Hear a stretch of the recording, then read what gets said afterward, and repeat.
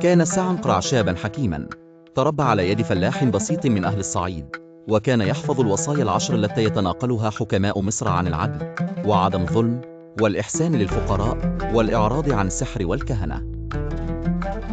وفي يوم جاءه رسول من أقصى الجنوب يقول: يا مولاي، أهل الوادي الأخضر يصرخون، فقد أغارت عليهم عصابات من الشرق وأخذوا منهم الزرع وقتلوا الأطفال ولم يتركوا إلا البكاء.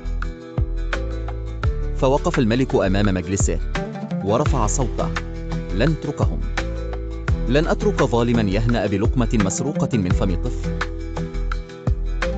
قاد الملك بنفسه فرقة صغيرة من الجنود المخلصين، وركبوا في الفجر متجهين إلى الوادي الأخضر، حيث الأرض الطيبة والمزارع المسالمة. وفي الطريق مروا بقبائل غريبة، ورفضوا أن يأخذوا من طعام الناس بدون إذن. وقال أحد الجنود: مولاي، نحن جيشك، لنا أن نأخذ ما نريد. فغضب الملك وقال: من يأخذ دون حق فهو لص، حتى لو كان بلباس جيش. وصلوا إلى الوادي ووجدوا المغيرين يتحصنون بجبل صغير، فأمر الملك جنوده أن لا يهاجموا في الليل حتى ليصيبوا بريئا، وقال: نقاتل من يقاتلنا، أما من ألقى السلاح فهو آمن. وبالفجر خطط الملك لخدعة عسكرية ذكية، حيث أحاط بالجبل من 3 جهات وترك الرابعة مفتوحة.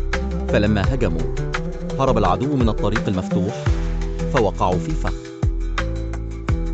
حرس عنقرع الوادي وأعاد الأرض لأهلها، ولم يأخذ شيئا لنفسه، بل أمر ببناء قناة مائية تربط القرية بالنيل ليحيي الزراعة.